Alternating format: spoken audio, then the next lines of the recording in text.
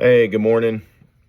Nathan Hartgraves here. It's May 5th, 2026, and just wanted to hop on here this morning and share some thoughts that I've been, contemplating. Haven't actually uploaded a video in some time, and so just wanted to get on here and process, really. As I've said before, I really do this as a way for me to kind of work out some of the things that I'm feeling and thinking. I'm not really doing it for anybody specifically. Of course, if people out there on the interwebs enjoy watching these thoughts or hearing these thoughts, rather, that's all well and good, and I'm fine with that. But it's not my primary goal. So anyway, I was having a conversation with my brother this last weekend, and we were just talking about the world that we live in particular in America. And we were talking about work and the nature of our work. And he is an independent roofing salesman in Southeast Tennessee, in our hometown. And of course, I work in the industrial world down in Louisiana. And we were talking about the differences between the markets that we serve, So my brother is very much local. He services a local economy there in Southeast Tennessee. And the majority of his patrons are, individuals or families, homeowners, and that kind of thing. Whereas for me, I work in the industrial world. And so the majority of my customers are Fortune 500 companies who have a major presence on the global market. And we were talking about that and how those different markets kind of impact us individually. And we were kind of talking about this whole idea of globalism and how it's rooted in this overarching consumerism that's been foisted upon the American people for the last 75 years. And there was a time when I was a young boy, I remember it pretty clearly in the town that we grew up in, Cleveland, Tennessee, where there were very few franchise sit-down restaurants. There were very few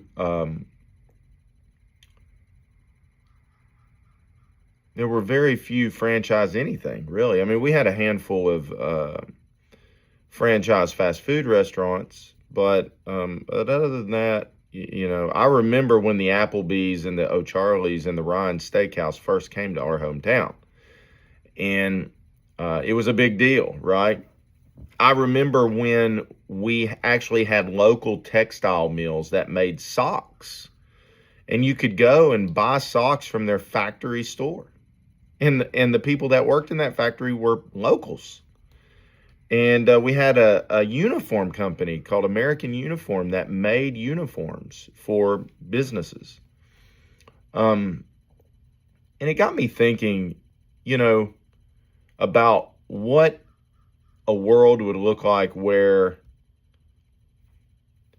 everything that a particular community needed was provided by that community for the most part, right? Like,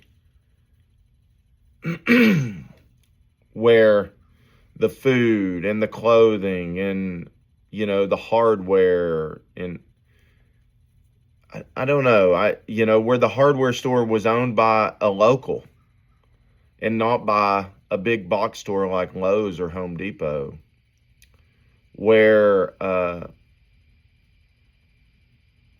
things were built to last, right? Like my brother and I, we were talking, our grandfather, our mother's father, prior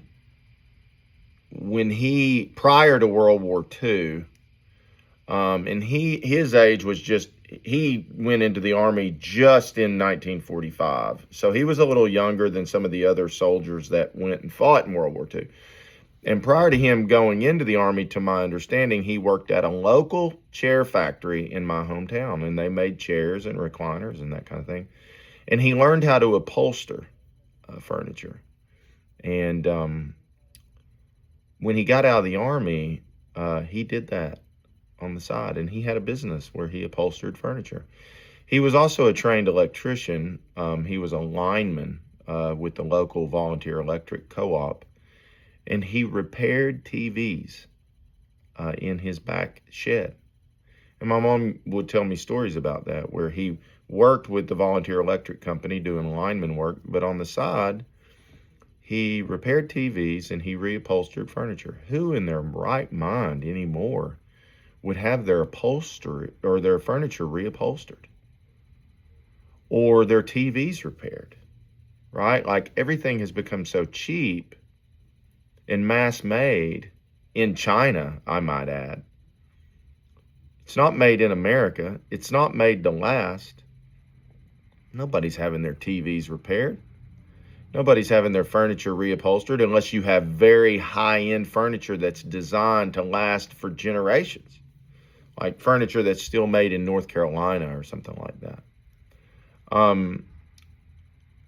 It's just not happening. I've told this story before. I may have even told it on here, but my mom told me a story one time where we lived in an apartment in a townhouse growing up, and my mom, years after we moved out, and probably 20 to 25 years after she purchased that townhouse, or we first moved into it, she decided she was going to get a new dishwasher. And her original dishwasher was a hot point, and it had one lever to lock the dishwasher and two buttons and one knob. But that thing, while it was loud, it sounded like a jet engine going through her kitchen when she was running it. It worked. But she decided she was going to look at getting a new dishwasher for whatever reason. Well, she goes to Lowe's or Home Depot or something, and she's talking with the salesman there, and she's being shown all the newest and latest versions of dishwashers. And these things do everything but, read your blood pressure. And my mom mentioned to the salesman that, she had a dishwasher that was 20 plus years old, and she'd like to buy something that had the same amount of lifespan expected. And the salesman was in a shock, said, ma'am, none of these dishwashers will last you 20 years. Well, that says something about our culture. Nothing's made to last anymore. It's all to fulfill some consumeristic need or addiction that we all have. And this consumeristic addiction and need affects every aspect of our life.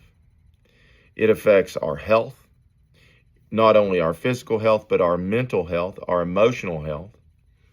It affects how we approach challenges in life and how disciplined we are when we approach hard times. It affects our perspective on our religious life, if we in fact have a religious life, on how we choose our religious community and that kind of thing. And so I don't really know what the answer is. And they say, cat's out of the bag. There's no way to put a cat back in a bag. And that may very well be the case. But from an individual standpoint, we can certainly assess and evaluate our choices in life and ask ourselves,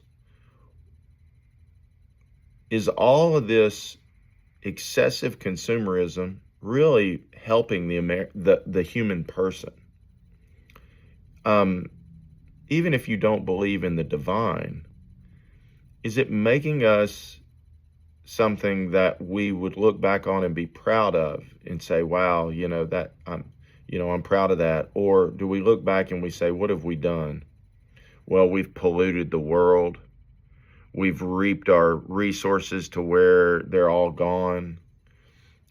We have enslaved our fellow humans in other third world countries where,